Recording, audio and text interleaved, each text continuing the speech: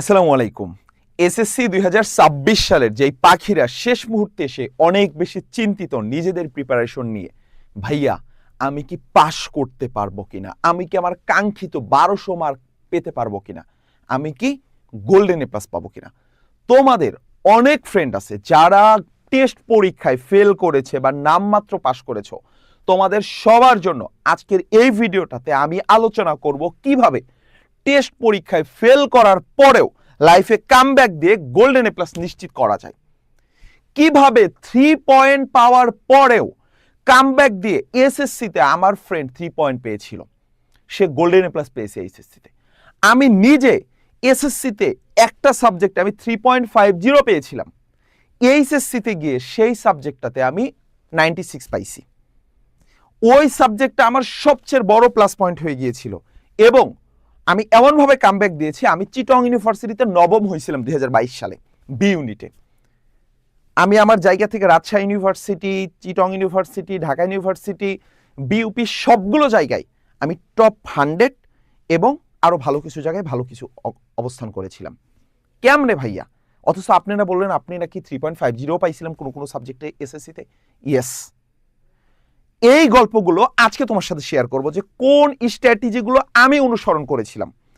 আমার এসএসসি রেজাল্টের পর আমার আব্বু, আমার ফ্যামিলি মেম্বাররা আমার সাথে যেভাবে ট্রিট করেছে, আমার সেই জিত থেকে আমি খুবই অল্প সময়ের মধ্যে আমি এমন একটি কামব্যাক দিয়েছিলাম।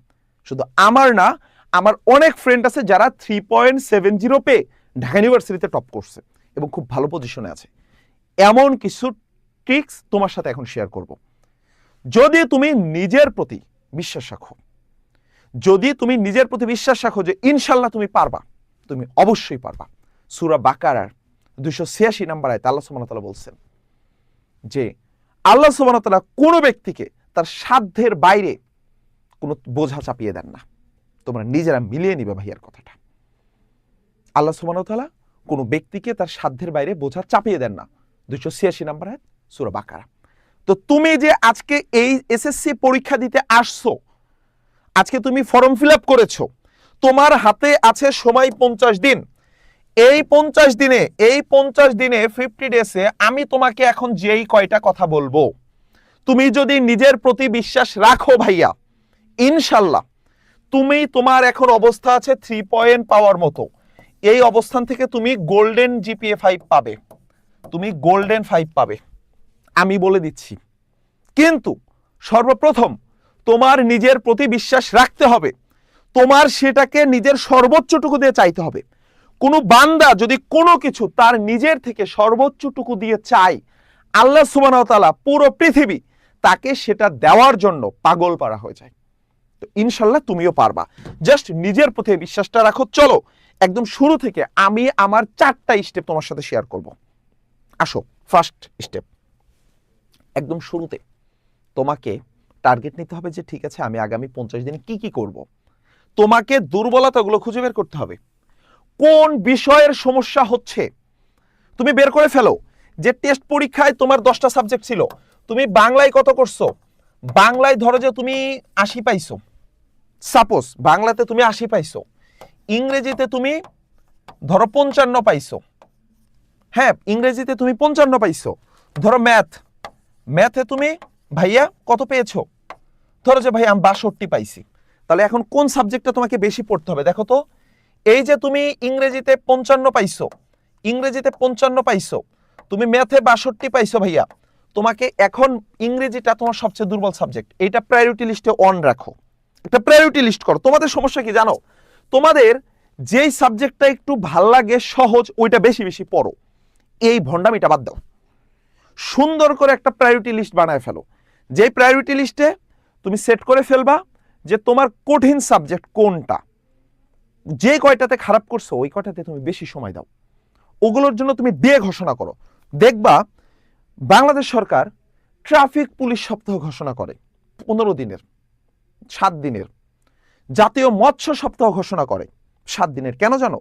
ওই 7 দিন সকল জেলেদের, সকল মাঝিদেরকে উৎসাহিত করা হয় যে নির্দিষ্ট সময়ে মাছ না ধরতে, মা ইলিশকে না ধরতে। তারপরে আমাদের মৎস্য সম্পদ রক্ষার্থে বিভিন্ন ক্যাম্পেইন করে গভর্নমেন্ট। ট্রাফিক পুলিশ সপ্তাহ করে। ওই সময়ে মানুষকে সকল সিগনালে কি করে, ট্রাফিকের বিভিন্ন নিয়ম কানুন সম্পর্কে মানুষকে তারা জানায়, তাদেরকে উৎসাহিত করে, স্পেশাল উইক ঘোষণা করে। আমি আমার এসএসসিতে খারাপ করার পরে আমি এরকম উইক ঘোষণা করতাম যে আগামী 7 দিন আমার বাংলা উইক চলতেছে, এই 7 দিন আমি রাত দিন একাকার করে শুধু বাংলা পড়বো, তারপরে 7 দিন আমার ইংলিশ উইক, আমি শুধু ইংলিশ পড়বো। তো তোমার সামনে যে কয়টা দিন আছে তুমি এরকম উইক ঘোষণা করো যে আগামী 4 দিন আমার ম্যাথ উইক চলতেছে, আমি বুঝি আর না বুঝি আমি পড়বো। একটা কথা মনে রাখবা, তুমি কিচ্ছু বুঝতেছো না বাট তুমি চেষ্টা করতেছো, এই চেষ্টা বৃথা না। তুমি যদি আজকে সারা রাত বসে একটা ম্যাথ প্র্যাকটিস করো 12 বার, কিচ্ছু বুঝতেছো না, তোমার মনে হলো এই সময় বৃথা, তুমি ঘুমায় গেলা। ঘুম থেকে ওঠার পরে আগে ওই প্রবলেমটা সলভ করতে তোমার লাগতো 20 মিনিট, এখন সেটা 2 মিনিটে সলভ করে ফেলবা। কারণ সারা রাত তোমার ব্রেন এটা নিয়ে কাজ করছে, তোমার ব্রেনের ভিতরে অসংখ্য নতুন নতুন নিউরন তৈরি হয়েছে, অসংখ্য সেল তৈরি হয়েছে, যারা কি করছে এইটা নিয়ে কাজ করছে ভিতরে।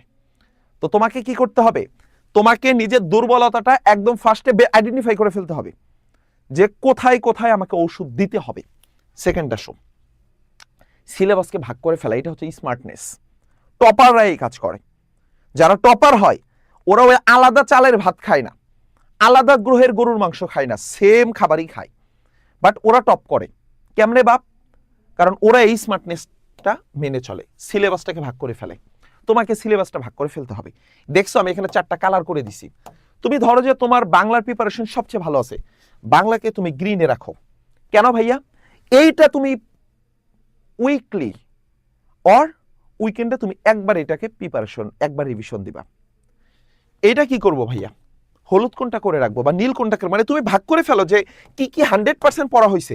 এইটা মাসে একবার প্রিপারেশন নিলেও চলবে, মান্থে একবার রিভিশন দিলেও চলবে ভাইয়া। যেগুলো অল্প অল্প হয়েছে বা দুর্বল সেগুলোকে তুমি ভাগ করে ফেলো, সেগুলোকে তুমি 2 সপ্তাহ পরে রিভিশন দিবা।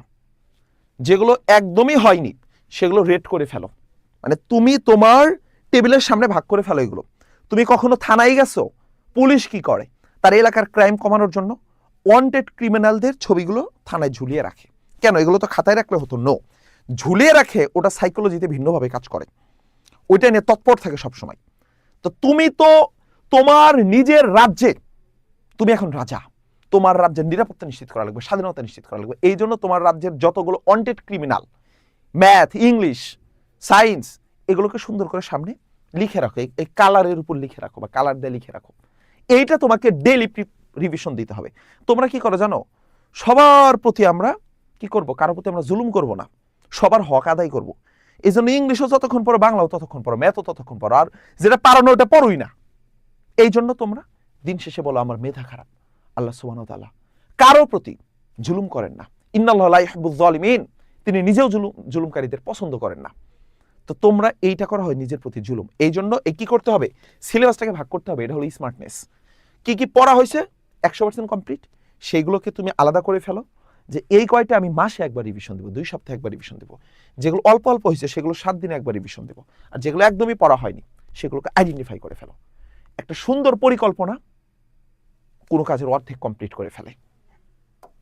থার্ড স্টেপে আসো, কনসেপ্ট ক্লিয়ার করা। কনসেপ্ট কিভাবে ক্লিয়ার করব শেষ মুহূর্তে এসে। তোমরা যারা 26 ব্যাচের আছো, অনলাইন ক্লাসের কথা বলি, বেসিক, আমরা আমাদের এই চ্যানেলে তোমাদেরকে এখন শুধু সাজেশন দিচ্ছি।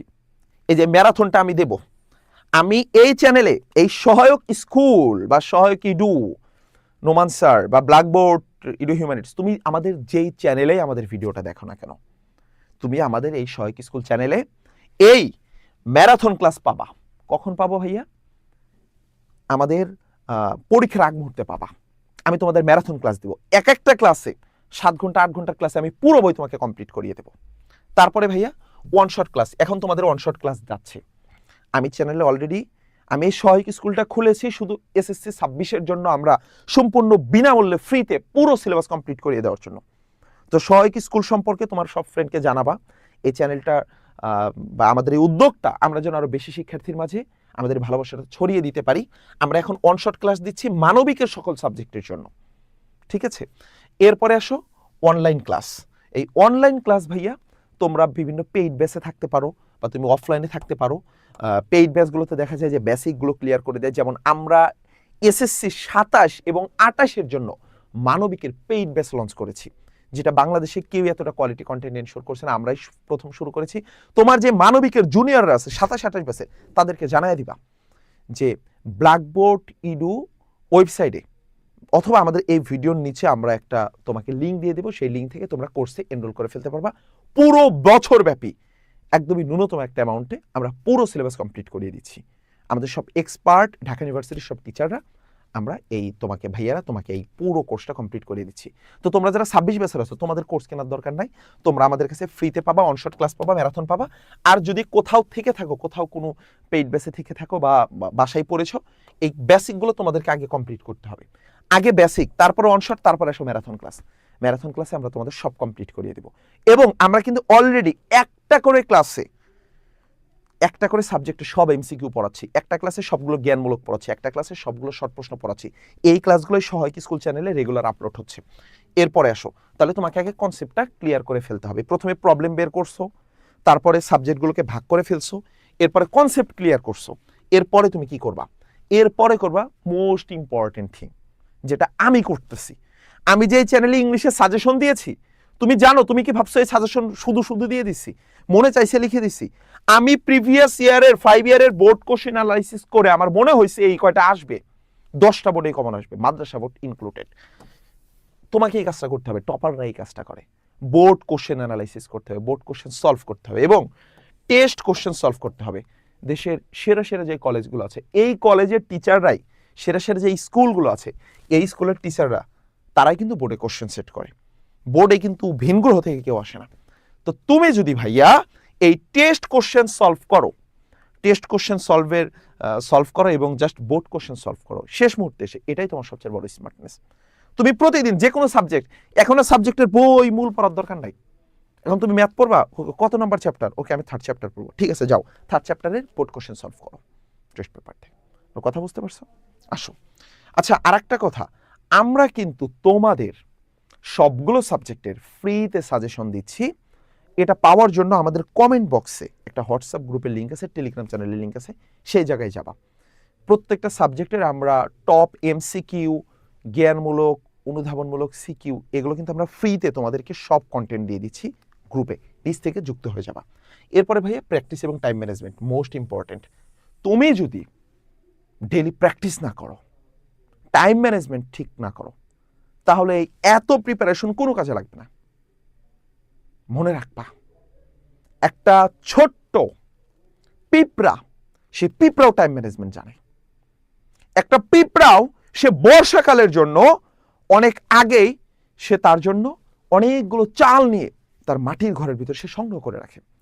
ছোট্ট একটা পিঁপড়া, নামল, আল্লাহ সুবহানাহু ওয়া তাআলা পবিত্র কোরআনুল কারীমে নামল নিয়ে আয়াত নাজিল করছে, সূরাও নাজিল করছে। সেই পিঁপড়া যদি নিজের বর্ষাকালের জন্য সে আগে থেকেই সারা বছরের জন্য তার খাদ্য শস্য সংগ্রহ করে মজুত করে রাখতে পারে, সে যদি এতটা টাইম ম্যানেজমেন্ট বোঝে, তুমি কেন পারবা না? তুমি তো সেই ব্যক্তি যার সম্পর্কে আল্লাহ সুবহানাহু ওয়া তাআলা বলেছে, যখন ফেরেশতারা বলেছিল যে ক্বালু আতাজআলু ফিহা, আপনি কি এমন কিছু বানাবেন, মাই ইফসিদু ফিহা, যারা সেখানে গিয়ে অনেক ফাসাদ করবে, ওয়ায়াসফিকু দিমা, সেখানে গিয়ে তারা রক্তপাত করবে। আল্লাহ সুবহানাহু ওয়া তাআলা কি বলেছিল? আল্লাহ সুবহানাহু ওয়া তাআলা ক্বালা ইন্নী আ'লামু মা লা তা'লামুন, তার আগে বলেছে ওয়াইদ ক্বালা রাব্বুকা লিল মালাইকা ইন্নী জাইলুন ফিল আরদি খলিফা। আল্লাহ সুবহানাহু ওয়া তাআলা যখন বলছিল যে ইন্নী জাইল, আমি সৃষ্টি করব, ফিল আরদি খলিফা, জমিনে আমার প্রতিনিধি পাঠাবো, ফেরেশতারা বলছিল এমন কাউরে পাঠাবেন যারা রক্তপাত করবে, যারা বোকা, যারা ফাসাদ করবে। আল্লাহ বলছিল ক্বালা ইন্নী আ'লামু মা লা তা'লামুন, আমি যা জানি তোমরা তা জানো না।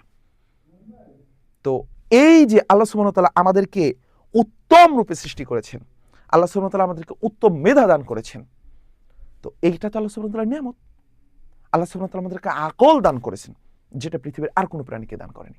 তো সেই পিঁপড়া, সে যদি তার নিজের জন্য সম্পদ সংগ্রহ করে রাখে, মজুত করে রাখে, টাইম ম্যানেজমেন্ট বোঝে, তুমি হিউম্যান বিং, তুমি আদম সন্তান, তুমি যদি নিজের টাইম ম্যানেজমেন্ট না বোঝো, আজকে তুমি বাসায় একটা সিকিউ প্র্যাকটিস করতে তুমি 40 মিনিট নাও, তুমি এক্সাম হলে গিয়ে তুমি কিভাবে 22 মিনিট 21 মিনিটে কভার করবা? এটা হবে? কখনো না। নিজের প্রতি বিশ্বাস রাখলেই শুধু হবে না, সেই বিশ্বাসকে এক্সিকিউশন করতে হবে, সেটাকে প্র্যাকটিস করতে হবে। বাসায় তুমি প্রতিদিন, আমি এর আগের ভিডিওটাতে বলেছিলাম যে তুমি বাসায় একটা ডেইলি এক্সাম দিবা, এটাকে বলে মাসল মেমোরি। তুমি প্রতিদিন যে কাজটা যে সময় করো, তোমার ব্রেন ওই সময় সেই কাজের জন্য বেশি ভালো সিগন্যাল দেয়। তুমি প্রতিদিন সকাল 10টা থেকে 1টা পর্যন্ত বাসায় নিজে নিজে পরীক্ষা দিবা, কারণ এক্সাম হলে তোমাকে পরীক্ষার দিনগুলোতে এই সময়টাতে পরীক্ষা বসতে হবে। তুমি যদি দীর্ঘ 40 দিন টানা এই সকাল 10টা থেকে 1টা পর্যন্ত পরীক্ষা দাও, তাহলে তোমার মাসল মেমোরি এইভাবে সেট হবে, ওই সময়টাতে তোমার ব্রেন ভালো সিগন্যাল দেবে। পরীক্ষার হলে যখন বসবা তখন তোমার মনে হবে আমি বাসায় পরীক্ষা দিচ্ছি। আরে বাবা, তোমার এই নোমান ভাইয়া এসএসসিতে জিপিএ 5 মিস করে পরবর্তীতে কামব্যাক দিয়ে, আমি যখন আমার চিটাগং ইউনিভার্সিটি ভর্তি পরীক্ষা দিতে গেছি, আমি ওখানে ঘুরতে গেছি, আমি পরীক্ষা দেবো না, আর ফ্রেন্ড বলছে চল যাই ট্রেনে ঘুরে আসবো, পাহাড়ি এলাকা ভালো লাগবে। আমি চিটাগং ইউনিভার্সিটি ভর্তি পরীক্ষায় আমি মজা করতে গেছি, বাট আমি বাসায় এত প্র্যাকটিস করছি প্রিভিয়াস ইয়ারে বোর্ড, মানে বিভিন্ন ইউনিভার্সিটি অ্যাডমিশন টেস্টের কোশ্চেন। আমি যখন চিটাগং ইউনিভার্সিটি ভর্তি পরীক্ষা দিতে গেছি, আমার মনে হয়েছে আমি নিজের টেবিলে পরীক্ষা দিচ্ছি। আমি পরীক্ষা দিয়ে খুশি মনে চলে আসছে, 3 দিন পরে দেখে আমি নবম হয়ে গেছি, 9th পজিশন হয়েছে আমার। তো তারপরে আমি রাজশাহীতে হয়েছি, আমি ঘুরতে গেছি, দেখ লক্ষাধিক শিক্ষার্থীর ভিতরে আমি তোমার সেই জায়গায় 68তম হয়ে গেছি রাবিতে।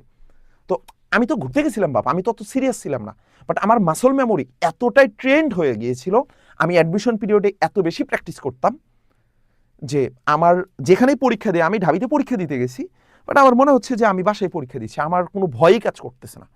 তো এইটা আমার ভিতরে হয়েছিল, আমি আমার ব্রেনকে ওইভাবে ট্রেন করছিলাম। বাসায় আমি প্রচুর মডেল টেস্ট দিতাম।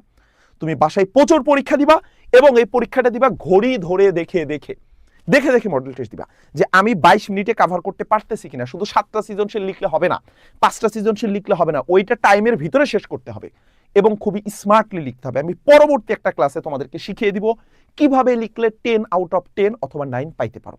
পরে একটা ক্লাসে দেখা যাবে। আজকের মতো এখানেই এটা নেওয়ার কথা না বলি, টাইম ম্যানেজমেন্ট এবং প্র্যাকটিসটা রেগুলার করবা ভাইয়া।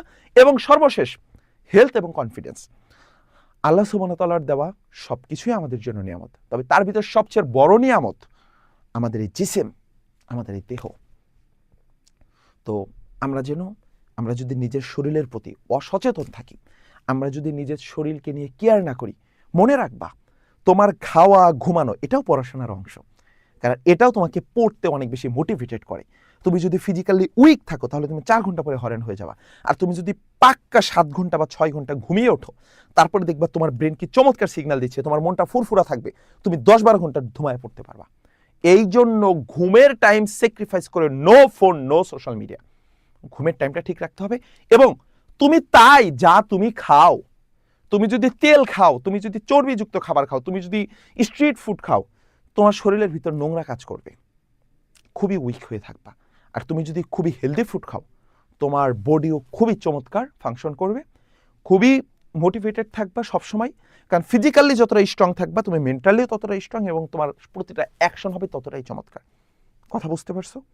অতএব সর্বশেষ আমি বলবো যে আল্লাহ সুবহানাহু ওয়া তাআলার প্রতি বিশ্বাস রাখবা, মনে রাখবা আল্লাহ সুবহানাহু ওয়া তাআলা চাইলে সব কিছু পারে। আমাদের বাংলাদেশের সাবেক গভর্নর আতিউর রহমান ক্লাস 3-তে থাকতে পড়াশোনা বন্ধ হয়ে গেছিল অভাবের তাড়নায়। তারপরে সে রাখালগিরি শুরু করেছে, গরু ছাগল চড়াতো। তার স্কুলে যাওয়ার মতো, পায়ে পড়ার মতো একজোড়া জুতা ছিল না।